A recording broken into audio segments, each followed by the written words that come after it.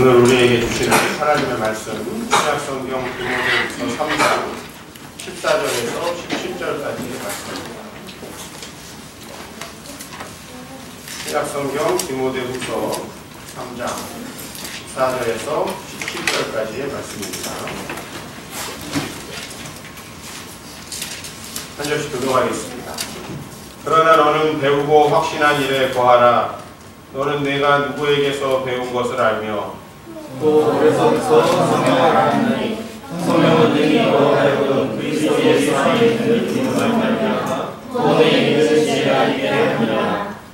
모든 성경은 하나님의 감동으로 된 것으로 교훈과 책망과 바르게 함과 의로 교육하기에 유익하니 이는 하나님의 사랑으로 온전하게 하며 모든 선한 일을 하는 누구를 같이 해하느니라. 아멘. 기도하겠습니다.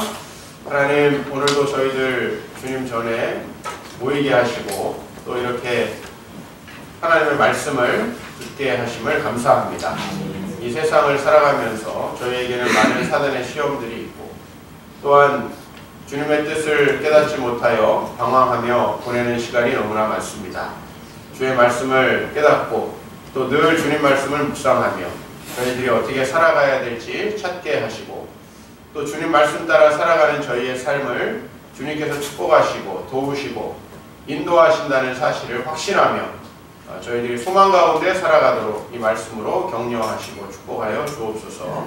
예수님의 이름으로 기도하옵나이다. 아멘. 네, 오늘은 성경은 날조된 것인가? 이런 제목으로 말씀을 전하겠습니다. 마치 그것이 알고 싶다. 이런 제목인 것 같은데요. 여러분들에게 지금 계속해서 우리의 신앙이 과연 일반적으로 합리적으로 생각을 했을 때에는 믿을 수 없는 그런 신앙인가 라고 하는 그런 차원에서 좀 생각하고 같이 나누고 있는 중에 있습니다. 지금까지 저희가 두 번에 걸쳐서 이야기를 한 것은 첫 번째로는 예수가 기독교라는 종교를 창시한 게 아니다 라고 하는 거죠. 인간에 의해서 붕괴된 창조 질서를 회복하게 된 그런 메시아, 구약시대부터 이스라엘을 통해서 이 세상을 구원하도록 계시된 그 메시아가 바로 예수 그리스도다. 그러므로 우리 기독교는 세상을 창조할 때부터 창조주 하나님께서 주셨던 유일한 신앙이다. 그것이 이제 첫 번째 저희의 이야기였고, 물론 이렇게 간단히 손목이었다는데요. 지워졌습니다.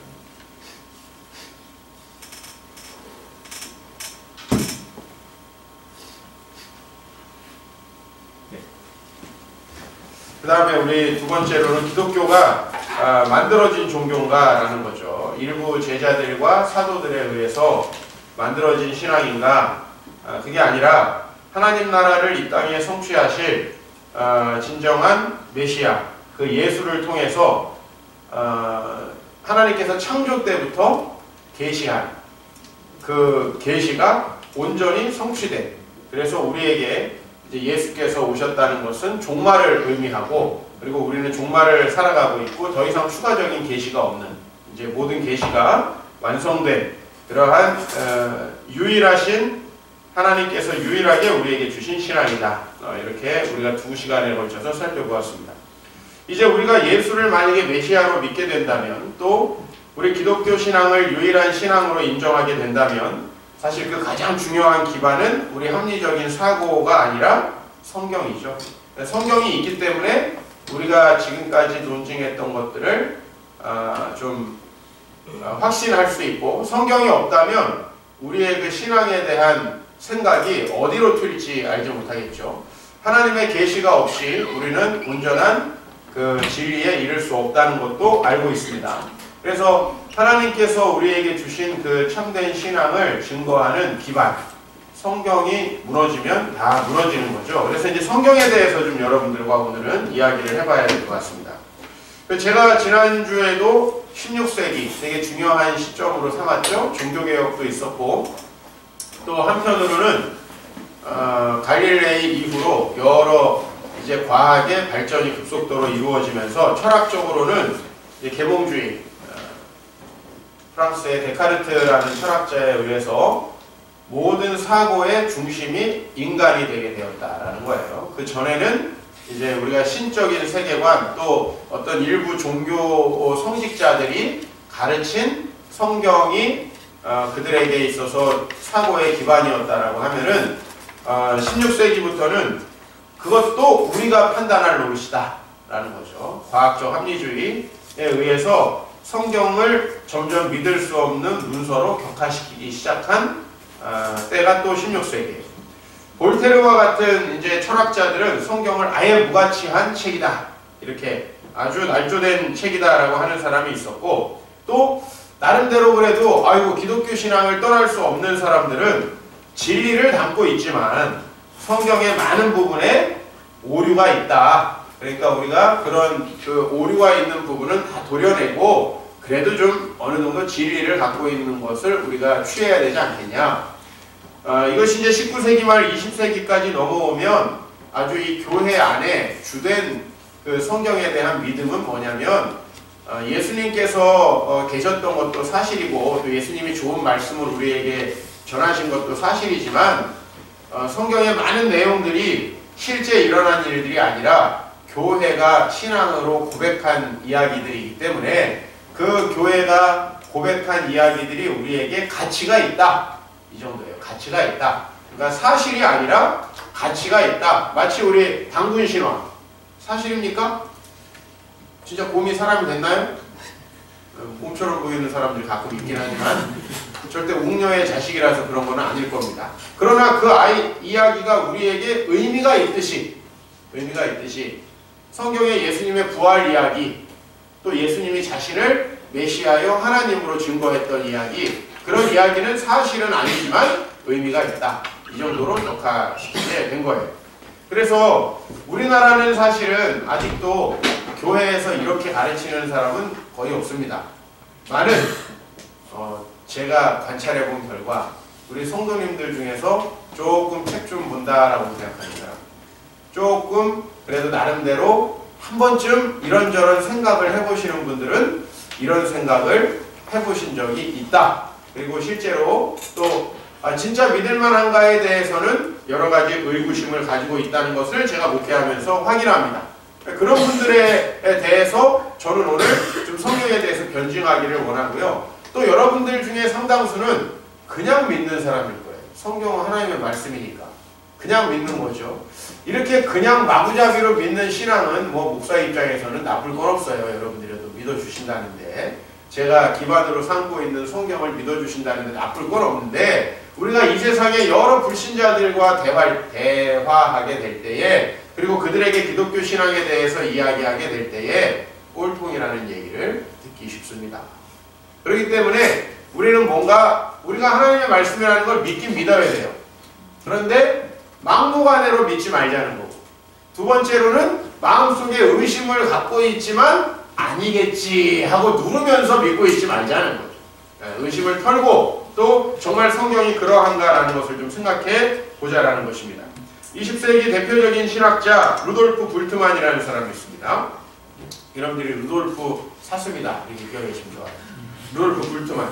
근데 이 사람은 신약 성경을 연구한 학자예요. 신약. 근데 이 사람은 신약 성경이 1세기에 기록되었는데 1세기에 신화적 세계관이 있었다라는 것입니다. 1세기 사람들의 신화적 세계관에 기초해서 성경을 기록했어요. 이를테면 1세기 사람들은 사람을 신으로 보는 경향이 있었고 이런 거예요. 그리고 1세기 사람들은 뭔가 자연현상으로 설명할 수 없는 작은 일도 다 신의 기적으로 보는 이런 세계관을 가지고 있었다는 거예요. 그래서 그런 세계관에 의해서 신약성경이 기록됐기 때문에 신약성경의 많은 이야기들이 신화적이다. 신화적. 그러니까 의미는 있지만 사실은 아니다. 이렇게 이야기를 했어요. 그리고 이제 이 사람은 그래서 의미를 찾는 데 주력을 했어요. 사실은 아니지만 우리의 삶에 어떤 의미를 가져다 주느냐. 근데 여러분 생각을 해보세요. 여러분 당군 신화가 여러분들에게 의미를 가져다 줍니까? 여러분이 홍익인간의 정신에 투철하게 삽니까? 홍익인간이 뭔지도 모르는 사람도 있을 거예요. 요즘에는. 사실요. 우리는 사실이 아닌 일에다가 의미를 두기 어렵습니다. 이를테면 이종필 목사가 아주 나쁜 놈인데 좋은 사람이 이렇게 엮어야 라고 이렇게 하면서 교회를 다니기 어렵다는 거죠. 그래서 그런 신화를 가지고 거짓말을 가지고 내지는 사실이 아닌 이야기를 가지고 우리가 우리의 삶을 바쳐서 신앙생활을 한다? 이건 아니죠. 여러분 당군 신화를 위해서 목숨을 바치는 사람 봤습니까? 네? 아니, 웅녀를 안 믿는 사람들을 전도하려고 막 웅녀의 증거를 갖다 댄다든지 곰과 사람과 절반 섞은 거를 보여준다든지 이런 거 보셨어요? 불가능한 겁니다. 이런 주장은 사실은 어떤 결과를 초래하냐면 이 루돌프 불트만은 나름대로 유럽 사회 전체가 과학적 합리주의로 성경을 부정하고 있었기 때문에 그 성경을 부정하는 분위기에서 그래도 성경이 우리에게 유의미하다라는 것을 이야기하려고 이런 사실을 이론을 펼쳐낸 건 맞아요. 그러나 이런 식의 주장은 나중에 어떻게 되냐면 기독교 신앙 자체를 부인하거나 아니면 기독교도 다른 여러 종교들처럼 또 우리의 당군 신앙처럼 어떤 신화의 기초에서 만들어진 하나의 교에 불과하다. 이런 종교 상대주의적인 입장을 갖게 만듭니다. 이런 것들이 사실은 20세기에 여러분들을 가르쳤던 대학교 교수님들이 다 생각하고 있는 내용입니다. 이 정도의 생각을 갖고 있는 거예요. 그러니까 우리가 전도를 한다든지 선교를 한다든지 이걸 이해할 수 없죠. 왜? 어차피 여러 종교 중에 하나인데 여기선 이거 믿고 저기선 저거 믿고 그냥 나름대로 선하게 살면 되지. 그러니까 악하지만 않으면 돼요. 악하지만 않으면. 지금 IS처럼. 악하지만 않으면 돼요. 근데 사실 여러분 IS는 종교가 아닙니다. 이 사람들은 자신들의 세계에서의 입장을 나름대로 그런 식으로 표현하려고 코란의 일부를 갖다 대는 거지 코란의 해석이 잘못된 거지 코란 자체가 그렇게 나쁜 문서는 아니에요. 코란 자체가 잘못된 게 아니라 이 사람들의 손에 들어가서 코란은 얼마든지 잘못 해석될 수 있죠. 만약에 우리 기독교 신앙에 여호수아 같은 책을 우리가 자 예수를 안 믿고 저렇게 불교를 믿고 있는 나라에 들어가서 거기 사람들 싹 잡아 죽여야 된다. 이렇게 해석하면 여호수아는 그런 문서가 되는 거예요. IS 사람들은 그런 사람들인 거예요. 그러니까 이 IS 사람들은 여러분이 종교라고 생각하면 안 돼요. 이 사람들은 그냥 테러 분자라고 보셔야 돼요. 사실은 그렇다고 제가 뭐 이슬람을 존중하는 게 절대 아니고요. 이슬람은 제가 말씀드렸지만은 기독교의 짝퉁이다. 제가 분명히 말씀드렸어요. 기독교 성경을 짜집기 한 짝퉁이에요. 여러분들이 적어도 그 정도 상식은 아셔야 되고요. 그러면은 비신화화라는 이 이야기에 의해서 많은 이야기들이 숙청돼요. 우선 예수님의 이적 이야기, 동정녀 탄생, 부활, 승천 이런 거는 전부 다 신화적 세계관으로 기록된 거니까 사실이 아니에요. 자, 왜 이런 주장이 나오게 됐을까 한번 생각을 해보십시오. 그것은 이 이야기들을 믿을 수 없는 자기의 생각에서 만들어진 거예요. 이해가시죠? 그러니까 우리는 그런 이야기들을 대부분 믿고 있습니다. 근데 여러분의 문제는 뭐냐면 덮어놓고 믿는다는 얘기고 네? 우리는 그냥 왜 믿어? 그러면 성경에 나오니까. 성경을 어떻게 믿어? 성경이니까. 우리는 할 말이 없어요. 성경을 왜 믿어? 성경인데? 이렇게 얘기하면 할 말이 없죠. 그죠? 예, 이를테면 어떤 사람에게 저 사람이 지금 아이고 도둑질한 증거가 있는데 했어 안 했어? 안 했어. 어떻게 믿어? 안 했으니까. 이거랑 똑같아요. 본인이 안 했다고 주장한다고 해서 안 한 게 아니잖아요. 그러니까 우리가 이런 식의 이야기는 사실은 이 21세기에 다른 사람들과 대화가 안 통하게 만들죠. 에이, 너 너대로 살아라. 난 나대로 살자. 지금 이런 식으로 가고 있어요. 그래서 이런 식의 신앙보다는 우리가 조금 더 설명이 필요하지 않겠느냐라고 하는 것입니다. 여러분의 신앙을 혹시 이 설교를 듣고 또 기독교는 신한 것 같은데? 이렇게 생각이 든다면 제가 설교를 잘못한 거지만 어쨌든 그런 생각도 한번 해볼 필요는 있어요. 자, 어차피 과학 법칙에서 벗어나는 일들은 일어날 수 없다. 여러분 어떻게 생각하십니까? 과학적인 법칙을 우리가 많이 발견한 게 사실이에요. 계몽주의 시대에.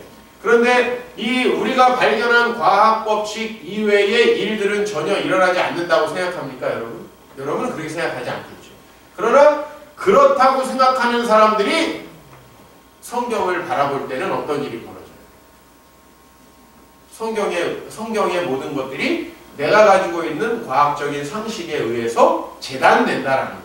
재단될 수밖에 없다. 왜? 나는 그걸 안 믿으니까. 그래서 절대 일어날 수 없는 믿음, 일어날 수 없다. 과학에서 벗어나는 일들은 절대 일어날 수 없다라는 믿음으로 성경을 바라보는 거예요. 그러니까 만약에 누군가가 죽은 자 가운데서 살아났다. 그럼 이 사람들은 어떡하죠? 안 죽은 거다. 맞아요? 안 죽은 거다라고 생각하는 거예요. 왜? 살아나는 일은 있을 수 없는 일이에요. 그러면 간단한 게 뭐예요? 의사가 오진을 했다. 안 죽은 건데 살아난 거죠. 어떤 사람이 무덤에서 나왔다. 그러면 안 죽은 건데 생매장을 한 거야. 기절해가지고 죽은 줄 알고 묻어놨는데 기력을 찾아갖고 뚫고 나온 거야. 예? 이런 식으로 설명이 가능하지 않느냐 이 말입니다. 오병이어 사건. 자, 예수님이 떡을 나눠준 게 아니고 어린아이가 도시락을 내놓는데 감동해가지고 도시락을 숨겨놓은 사람들이 다 꺼내서 나눠 먹었더라. 이렇게 설명을 하는 거예요. 예? 거기다가 이제 내용 약간만 추가하면 되지. 12광주리가 남았다. 내가 볼 땐 도시락을 꺼냈다면 남을 수는 없어. 왜냐면은 나눠 먹다 보면 뭐 좀 허기를 대충 면했더라. 이렇게 나와야지. 근데 그렇게 하면 은혜가 안 되니까. 어떻습니까?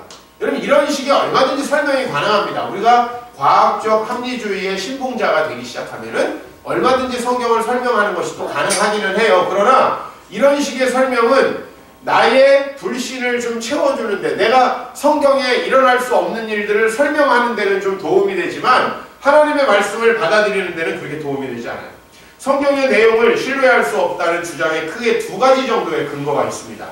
크게 첫 번째는 성경의 기록 자체와 그 다음에 하나님과 예수님의 이야기들 중에서 믿을 수 없는 일들, 특히 기적에 대한 이야기들, 뭐 하나님이 세상을 단방에 말씀으로 창조했다든지, 뭐 태양을 뒤로 물러가게 했다든지, 뭐 여리고성을 무너지게 했다든지 믿을 수 없는 일들이죠.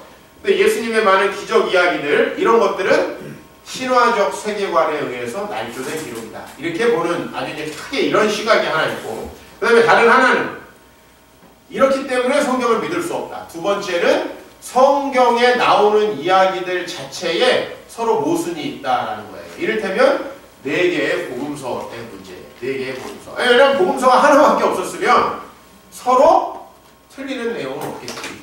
근데 복음서는 4개예요. 예수님에 대해서 4가지 버전의 이야기 중에서 특히 예수님의 죽음과 부활과 관련된 이야기 중에 서로 모순되어 보이는 이야기들이 있습니다. 그러니까 신약 성경을 바라보는 학자들의 입장에서는 이 일은 사실은 날조된 거구나 이렇게 보기가 쉽다라는 겁니다. 크게 두 가지예요. 이렇게.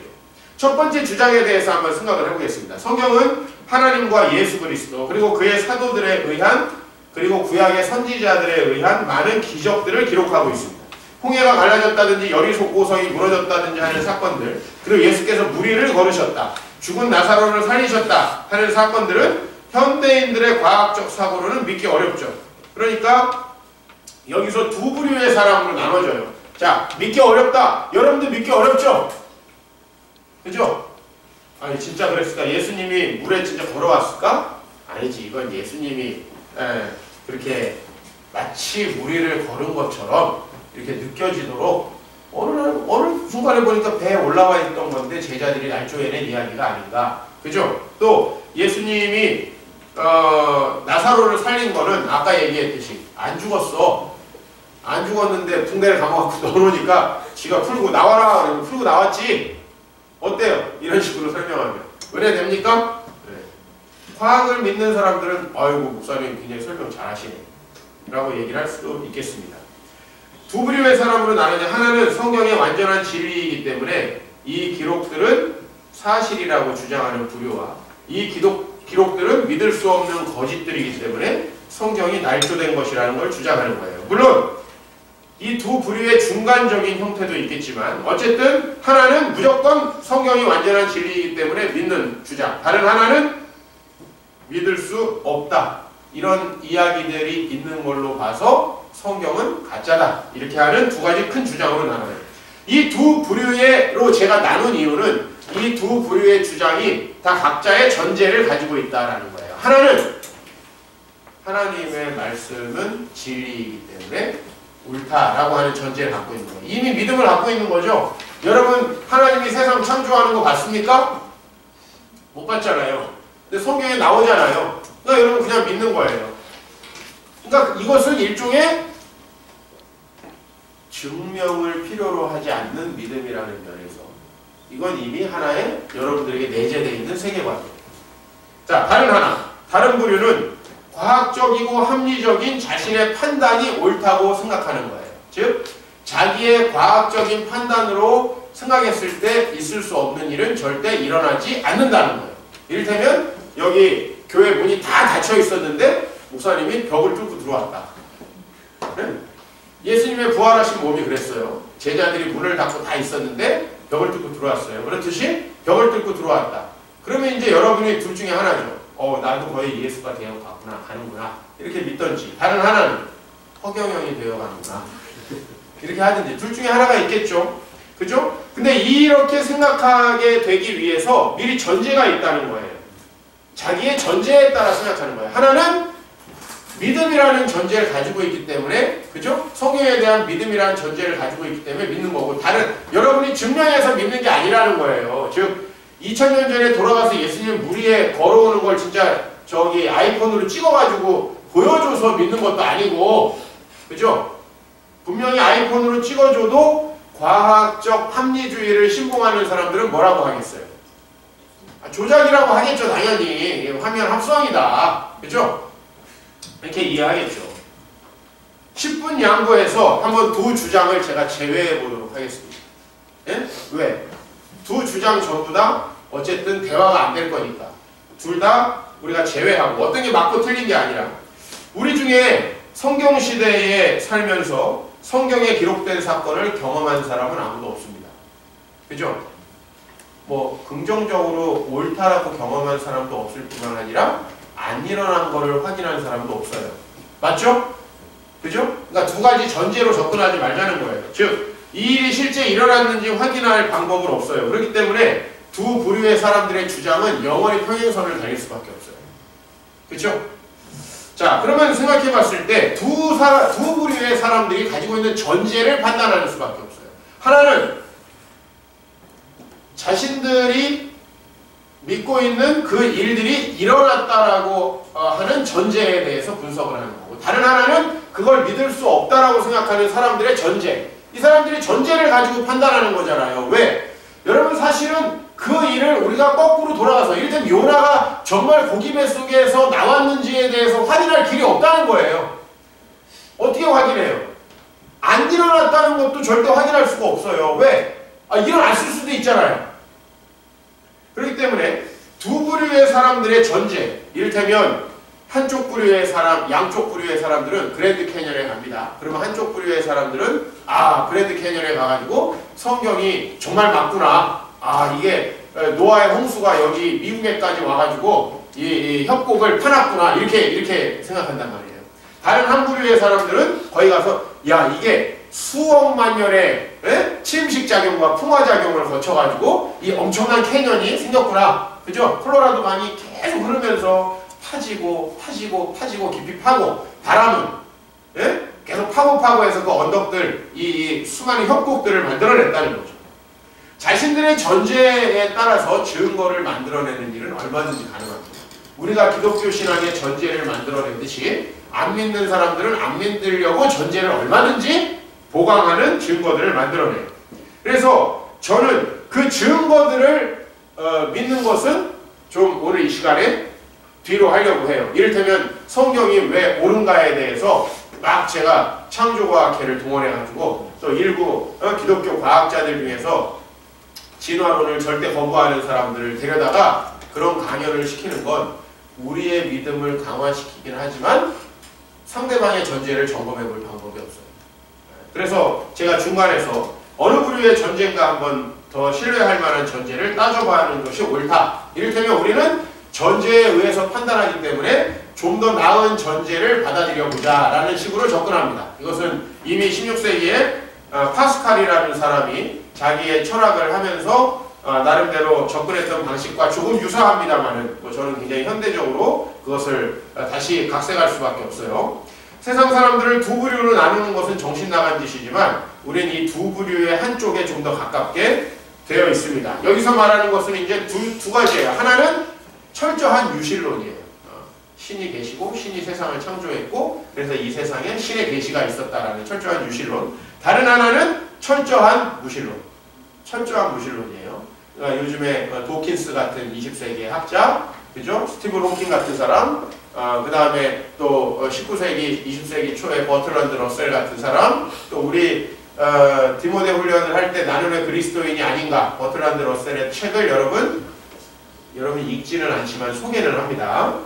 자, 그래서 철저한 무실론과 이 맹목적인 유실론 사이에 타협적인 전제들은 빼고 우리가 두 부류의 전제를 검토해봐요. 첫 번째, 이 세상은 창조된 신에 의해서 생겼을 가능성이 높은가? 아니면 우연한 물질의 합성과 진화의 과정을 통해서 되었을 가능성이 높은가?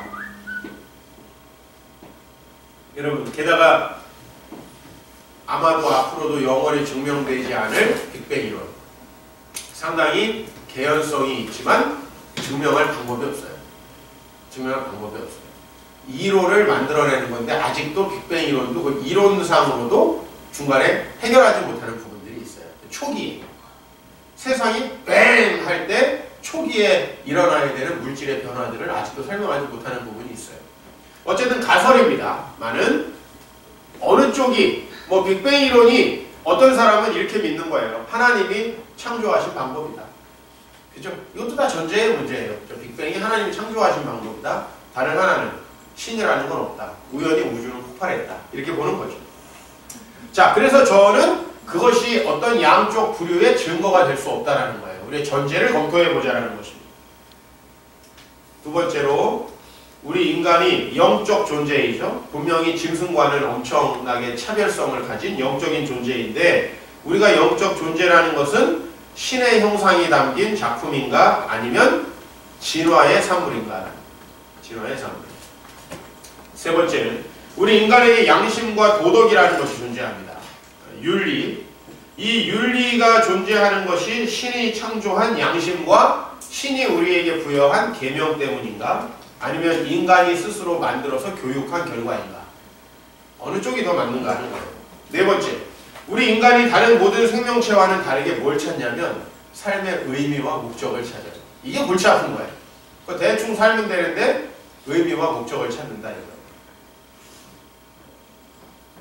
이것은 신이 창조한 하나님의 형상, 즉 우리 안에 내재된 영혼 때문인가? 아니면 종교와 사회 시스템에 의해서 교육된 결과인가? 이를테면 당신들은 삶의 목적을 찾아서 가치 있게 살아야 됩니다 라고 계속해서 어떤 성각자가 교육을 했기 때문에 우리는 이렇게 된 건가? 아니면 우리에게 내재된 건가? 여러분 어느 쪽의 전제가 더 맞다고 생각하십니까? 사실 이런 질문들 창조의 시점으로 돌아가지 않는 한 과학적으로 증명하여지지 않는다는 걸 제가 말씀드립니다. 그죠?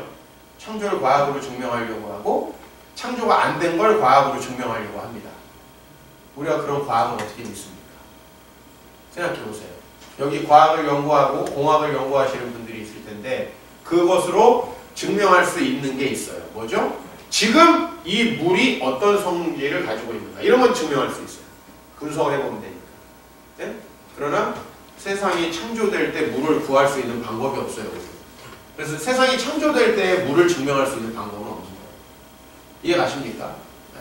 그러니까 우리가 만들어낸 여러 가지 과학적인 그 발견들도 대부분 전제에 의해서 될 수밖에 없는 것입니다. 여러분들이 창조를 전제로 해서 들여다보기 시작하면 그러한 결과가 도출되고 창조가 없었다라는 것을 전제로 연구하면 그런 결과가 도출돼요. 사실은 과학은 중립적인 거예요. 전제의 문제를 따져봐야 됩니다. 우리가 지금 만약에 이 세상이 이런 법칙으로 흘러간다고 해서 그것과 반대되는 일이 지구 역사상에 한 번도 일어나지 않았다. 이렇게 생각하기가 어렵다는 것입니다. 네? 그러니까 우리가 어떤 돌연변이가 있는데 그 돌연변이가 지금까지 한 번도 일어났는지 일어나지 않았는지 이런 것도 증명할 방법이 없다는 거예요. 왜?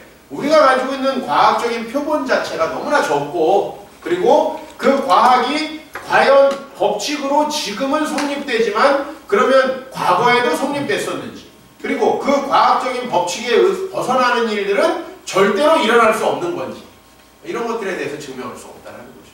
게다가 거기다 신이 진짜 있다면 그 과학의 법칙을 만들어낸 신이 있다면 그 신은 그 법칙을 벗어날 수 없는 건지에 대해서 우리는 증명할 방법이 없다는 거예요. 우리는 믿고 있지만 우리의 믿음도 증명할 방법이 없고 우리의 믿음이 아닌 과학적 합리주의도 증명할 방법은 없는 건 마찬가지예요. 그런데 이 세상이 지금 어떤 방식으로 아이들을 가르치고 있냐면 과학은 증명할 수 있고 우리 믿음은 증명할 수 없는 걸로 이렇게 얘기해요.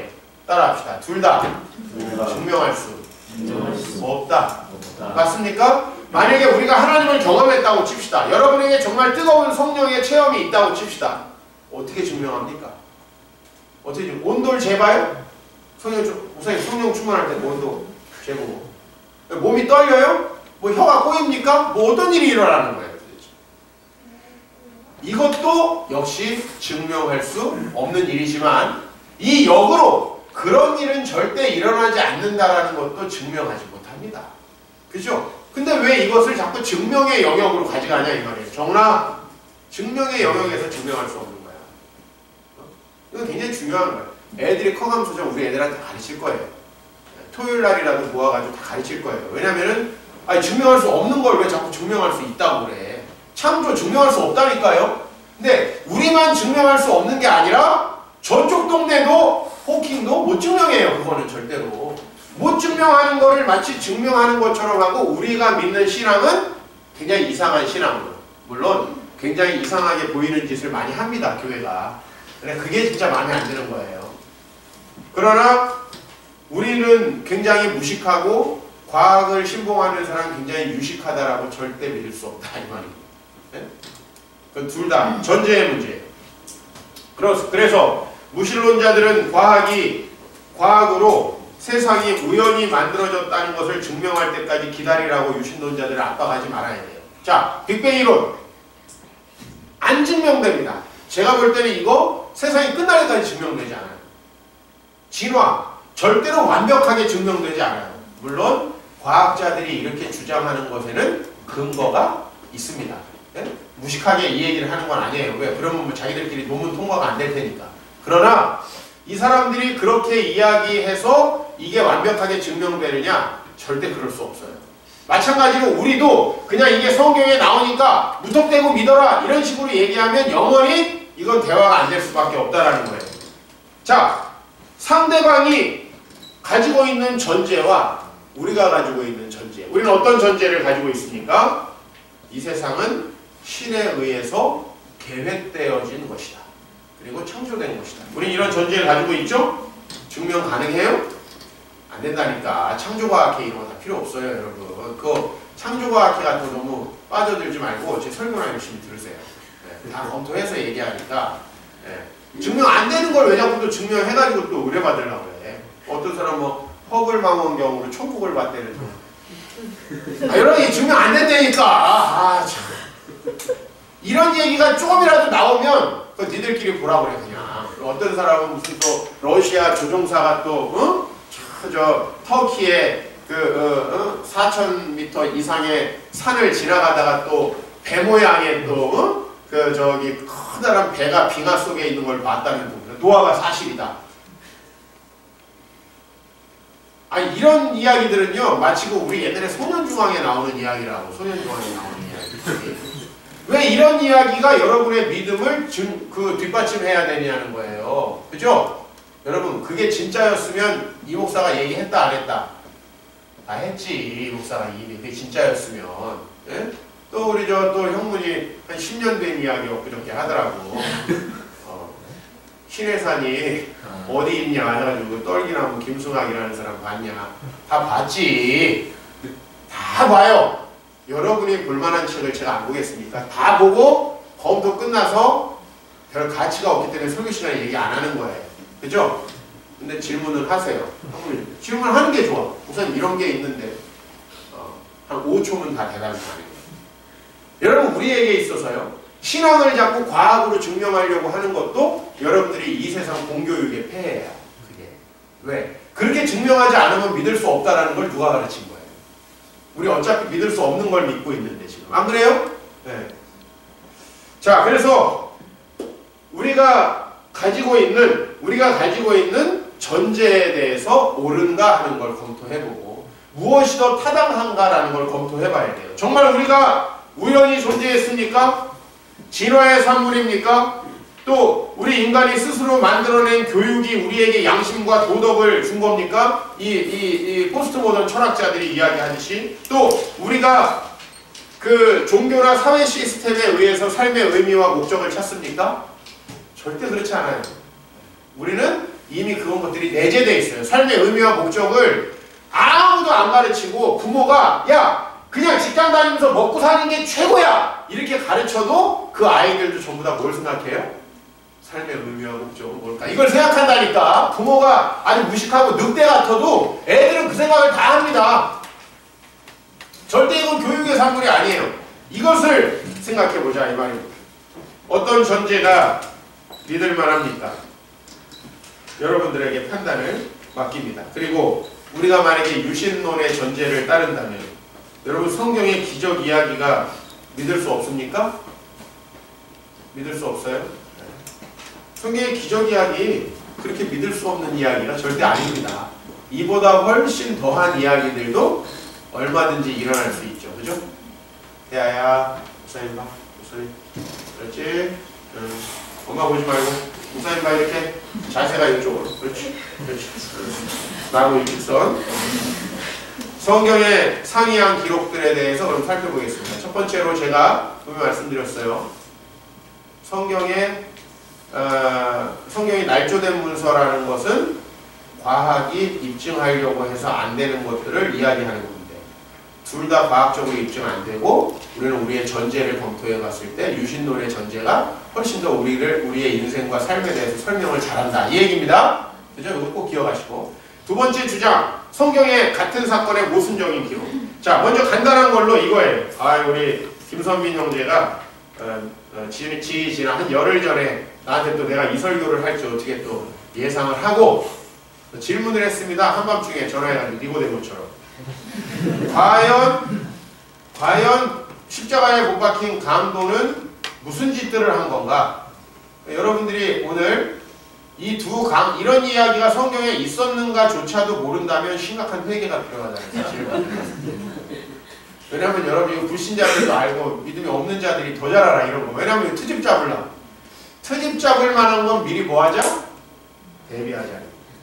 십자가에 못 박힌 강도들이 다 욕했다고 나와요. 마태복음에. 근데 여러분 누가복음에 한 사람은 비방하고 다른 한 사람은 그 사람을 꾸짖어서 너는 하나님을 두려워하지 않느냐 이렇게 얘기했다라는 거예요. 목사님 뭐가 맞는 이야기입니까? 김선민 형제가 지금 열흘쯤 전에 처음 본 사람은 오늘 다른 성경 기억하지 말고 요걸 회개해.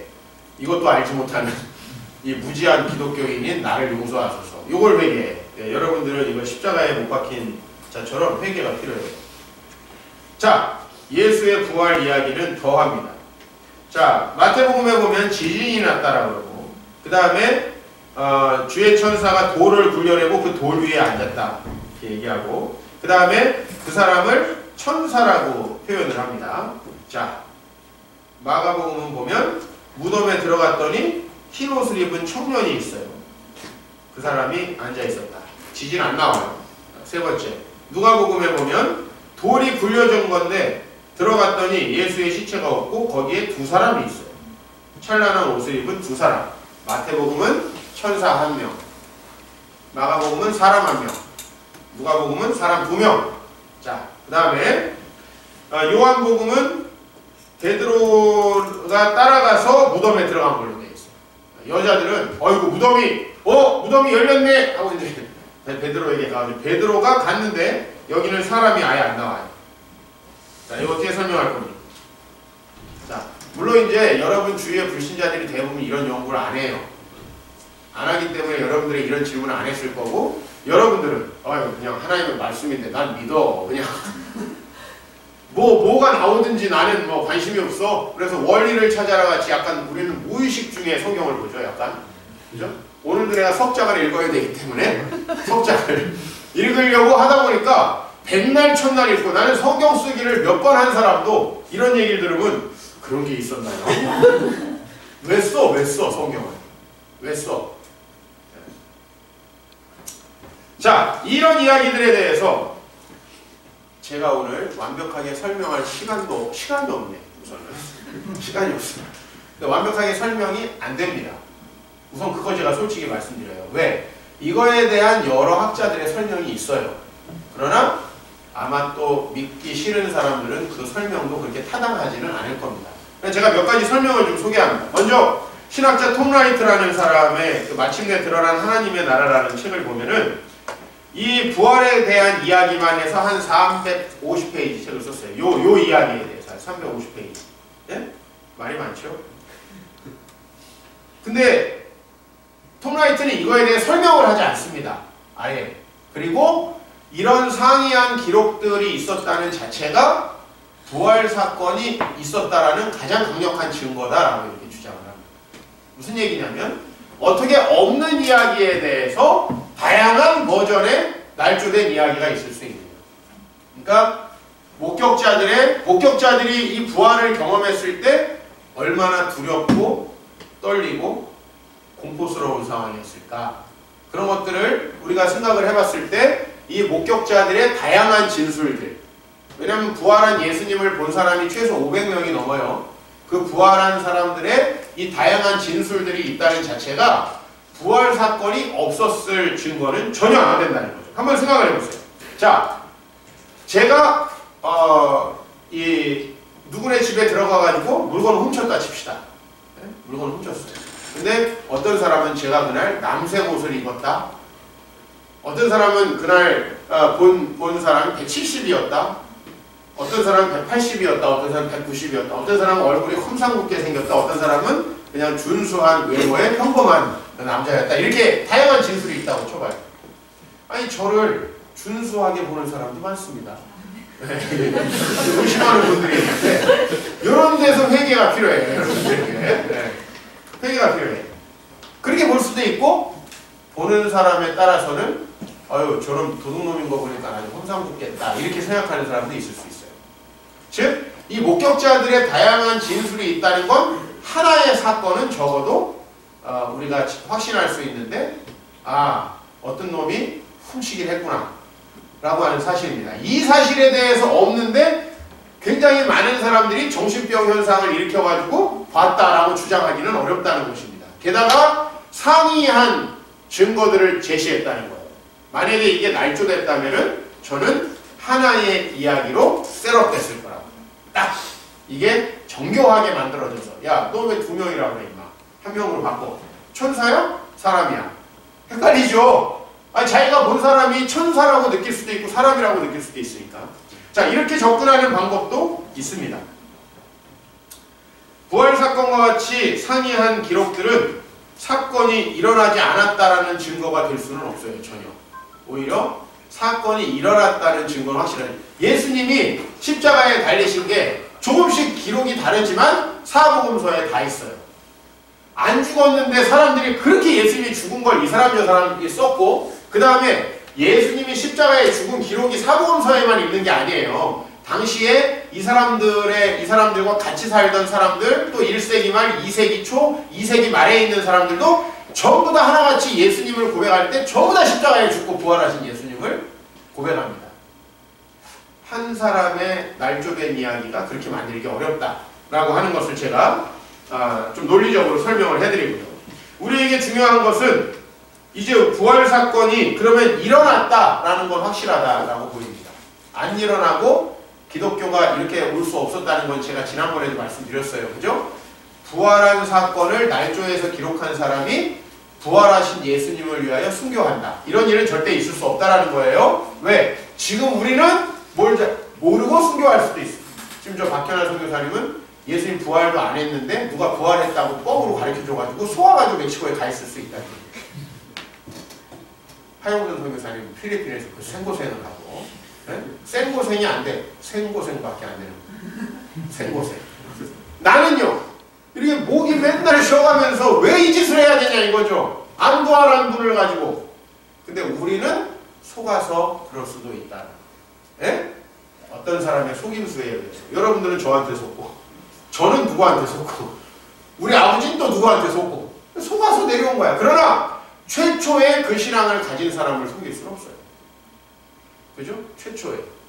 그 사람들은 왜 속아요? 한두 사람이 아니고 굉장히 많은 사람이 예수님의 부활 때문에 1세기에 순교했는데, 전 도저히 그 부분은 어느 누가 봐도 설명이 안 된다. 집단 정신병이 돌지 않았으면. 근데 집단 패스트는 돌아도요, 절대 집단 정신병은 돌지 않습니다. 여러분 그걸 사실 알아요. 정신병은 전염이 안 돼. 네? 왜 그러면 상이한 기록인가? 자, 두 가지 가능성이 있어요. 왜 상이한 기록들이 남는가? 첫 번째로는 목격자들의 기억이 상이할 수 있기 때문에, 그야말로 이 사복음서의 기록들은 약간씩의 상이한 기록들을 수정하지 않고 우리에게 전달하는 것일 수 있어요. 왜? 여러분 성경은요, 절대 수정하지 못하는 장치들을 만들어놨어요. 그래서 2000년 전의 사본과 지금의 성경을 비교해봐도 거의 비슷합니다. 그리고 여러분 조금씩 다른 것들은 지금 여러분의 성경에 다르다고 다 나와요. 네? 밑에 난회주에 이 어떤 사본에는 이 성경이 없음, 혹은 어떤 사본에는 이 단어가 이렇게 표현되어 있음, 다 나와요. 왜? 그것은 자기들이 옳다라고 주장하는 하나의 사본과 다른 사본들의 차이점. 근데 여러분 성경을 볼 때 그런 게 많지 않죠? 우선 성경 쭉 둘러보세요. 많지가 않아요. 그 몇 가지의 차이들의 이외에는 거의 사본상의 차이가 없이 지금까지 몇천 년 동안 흘러갔다. 불가능하죠, 사실. 여러분 그 삼국지 같은 책들도 그 삼국지의 역사가 사실은 성경보다 조금 이르고, 삼국지가 쓰여진 건 성경보다 훨씬 뒤에요. 근데 삼국지도 굉장히 다양한 버전이 있어요. 여러분이 읽는 삼국지는 나관중의 삼국지, 그거 좀 뻥이 많이 들어간 삼국지입니다. 재밌게 하려고. 예? 관우 막 이런 사람, 엄청난 싸움 잘하는 사람으로 나오고, 유비 거의 뭐 천사죠? 제갈 보면 막 다 맞춰? 막 독심술을 가지고 다 맞춰. 이건 나관중이 대부분 많이 개작을 한 거예요. 우리는 그게 재밌으니까 그걸 보는 거죠. 근데 여러분, 목격자들의 상이한 기록이 그대로 우리에게 성경에 전수되었다라고 해도 우리는 부활에 대해서 믿지 않을 만큼의 증거는 발견할 수가 없어요. 이해가시죠? 목격자들의 기억이 상이했다. 두 번째, 다른 하나는 목격자들의 이야기가 남긴 특성들이 있다, 이 말이에요. 목격자들이 남긴 이야기들이 각각 다른 목적을 가지고 있어요. 대상이 다르고 목적이 다르다 보니까 그 이야기들이 조금씩 다르게 기록됐어요. 하나 제가 설명을 해볼게요. 타당할지 모르지만 이 마태복음은요, 유대인들에게 구약에서부터 증거되어 온 예수님이 메시아고 우리의 왕이라는 걸 증거하는 복음서입니다. 그 목적이, 그 책 자체의 목적이. 그러다 보니까 많은 사람들이 예수님을 욕하고 죽이고 그를 핍박했고 제자들까지도 도망갔지만 결국은 예수님은 메시아다, 이 얘기를 하고 있는 거거든요. 자, 거기에서 예수님의 양평 강도의 이야기를 자세히 클로즈업하지 않을 때 강도들도 욕한 건 사실 아닙니까? 그죠? 여러분 그 강도의 이야기를 누가는 굉장히 현비경을 갖다 댄 거예요. 이해가시죠? 요즘에 여러분 TV에 보면은 뭐 검증하려고 이렇게 갖다 댑니다. 현비경. 이따만은 크게. 누가는 왜 십자가에다가 현비경을 갖다 댔을까? 그것은 누가의 목적이 다르기 때문이에요. 누가는 온 세상 모든 인류를 하나도 빠뜨리지 않고 예수님이 관심 가지고 계신다는 것을 기록하고 있어요. 이 누가복음 자체가.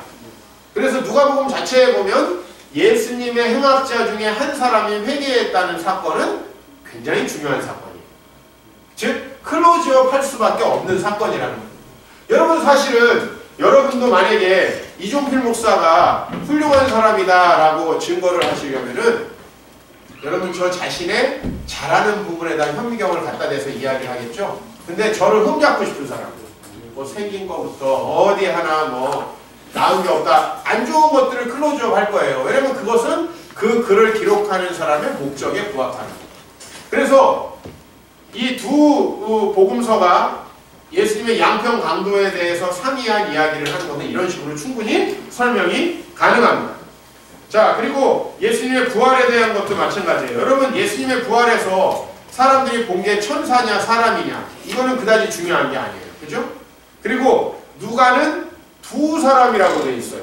여러분 여기 두 사람이라고 하는 것은 누가가 사람들에게 예수님의 부활의 확실성을 전해주기 위해서 증인이 두 명이었다는 것을 우리에게 증거하는 본문을 남겨줬다라고 하는 것이 좀 타당한 설명일 것 같습니다. 그러나 제가 오늘 시간이 없어서 충분히 설명하지 못하지만 다양한 부활 기사에 대해서 다양한 설명들이 있다는 것 첫 번째로 말씀드리고, 그 다음에 그 설명들이 다 타당하지는 않다. 우리는 앞으로도 연구를 더 하게 될 것이다. 그러나 여러분 지금까지의 증거만으로도 우리가 예수가 부활하지 않았다는 결론에는 절대로 도달할 수가 없다. 이 정도의 말씀을 좀 드리고 싶습니다. 제가 성경에 대해서 오늘 이야기를 했습니다. 또 언젠가 이 논의를 더 증폭시켜서 책 한 권을 내게 될 수도 있겠죠. 그러나 오늘 저는 이제 이 정도 A4 용지 5장 정도의 그 원고를 여러분에게 소화하려고 노력을 했습니다. 여전히 제 설명이 부족하기는 한데요. 성경은 믿을 만한 것이라는 결론을 지을 수밖에 없습니다. 저는 오늘 성경이 하나님의 말씀이기 때문에 믿을 수 있다는 얘기를 한 번도 여러분에게 하지 않았습니다. 오히려 그 전제는 우리의 신앙을 굉장히 맹목적이고 그리고 세상의 도전에 허약하게 만든다는 사실을 여러분에게 말씀드리고, 우리가 그런 전제들을 다 집어치우고라도 성경에 나오는 사건들을 안 믿기가 훨씬 더 어렵다는 사실을 여러분에게 말씀드리고요. 따라서 성경을 더 우리가 포괄적으로 잘 연구한다면 우리의 기독교 신앙은 더 커질 수밖에 없어요. 여러분 신앙을 확보하기 위해서 하나님의 말씀을 많이 연구하시길 축복합니다. 성경은 연구할수록 여러분들에게 굉장히 다양한 신뢰를 주게 될 것임을 믿으시기 바랍니다. 성경을 거부하는 분명한 증거들이 나오지 않는 상황 속에서 성경을 의심하는 것은 되게 비상식적인 거예요. 마치 우리가 어떤 사람에 대해서 누군가가 욕하는 이야기를 한마디 듣고 그 사람을 그런 사람으로 단정하는 거예요. 얼마나 어리석습니까? 그래요, 안 그래요? 인터넷에 보면 그런 기사들이 세고 셌어요. 그냥 어떤 사람의 말 한마디만 따고 어떤 사람을 욕하는 기사 하나만 따가지고 자기가 욕하는 사람을 욕하려고 하는데, 여러분 우리가 누군가를 비판할 때도 그렇게 근거 없이 싸구려 비판을 해서는 안 됩니다. 좀 더 종합적인 사고를 할 필요가 있어요. 마찬가지로 여러분 성경을 거부하는 분명한 증거들이 없는데 야 부활이 어떻게 일어나냐, 여러분 이런 식으로 만약에 여러분의 기독교 신앙을 폄하하게 된다면은, 그리고 여러분들이 그것 때문에 상처를 받고 의심을 갖게 된다면 이거는 굉장히 답답한 노릇이 아닐 수 없어요. 그래서 바울은 디모데에게 무슨 얘기를 합니까? 오늘 바울이 성경이라고 얘기했을 때 이 성경은 뭘 얘기하죠? 구약을 얘기하는 거거든요. 너가 어려서부터 성경을 알지 않았냐? 성경은 너로 하여금 구원에 이르는 지혜가 있게 한다. 왜? 성경은 적어도 우리에게 구약 성경은 예수님이 왜 이 세상에 오실 수밖에 없었는가에 대한 모든 배경을 제시하고 하나님이 저와 여러분들을 통해서 무슨 일을 하려고 하시는가에 대한 배경을 제시하고 있어요. 그러므로 우리는 이 성경을 디모데가 열심히 연구해서 훌륭한 목사님이 됐다라는 사실을 압니다. 어느 날 헷가닥 해가지고 좋은 목사님이 된 게 아니에요. 그러면 목사님, 바울은 헷가닥 한 겁니까? 바울은 헷가닥 하기 전에 구약을 꽤 뚫고 있었지, 바울은. 근데 다만 그것을 예수와 연결할 고리를 발견하지 못했는데 부활하신 예수님이 그 고리를 준 거 아니에요? 바울과 같이 극적인 회심을 한 사람이나 디모데와 같이 어렸을 때부터 교육받은 사람이나 한 가지는 확실해요. 그들이 성경을 통해서 구원에 이르는 지혜가 생겼다. 여러분 성경을 연구하지 않고 내 신앙이 왜 이런가 하는 사람은 진짜 미련한 사람이에요. 학교 가가지고 공부 안 하면서 난 왜 시험이 빵점이지? 이런 사람하고 똑같아요. 기독교 신앙은 비이성적이거나 맹목적인 신앙이 아닙니다. 여러분들이 연구하고 구원에 이르는 지혜가 풍성하게 되시기를 주의 이름으로 축원합니다. 그리고 우리가 모든 성경은 어쨌든 하나님의 감동, 하나님의 영감으로 기록된 것이다. 여기서 물론 성경은 구약을 얘기하고요. 마찬가지 방식으로 1세기에 기록된 신약 성경이 우리에게 27권 주어졌다는 사실, 여러분이 이해하시죠? 이것들은 사람이 썼습니다. 사람들의 증거입니다. 그러나 하나님께서는 이 성경을 개입하시고 영감하셔서 우리에게 신뢰할 만한 적어도 우리가 설명하지 못하는 부분은 있을지라도 오늘 그리고 제 설명도 부족했지만 설명하지 못할지라도 이것을 거부할 수 있을 만한 특별한 증거는 남길 수 없는 그런 완전한 문서를 우리에게 주셨습니다. 이 성경을 여러분들이 연구하시는 일에 적어도 주일 하루는 좀 온전히 사용을 하십시오. 예배 시간마저도 집중하지 않고 늦게 오고 자고 이러지 마시고 부탁입니다. 이건 인간적으로 여러분들을 위해서 부탁하는 거예요. 네.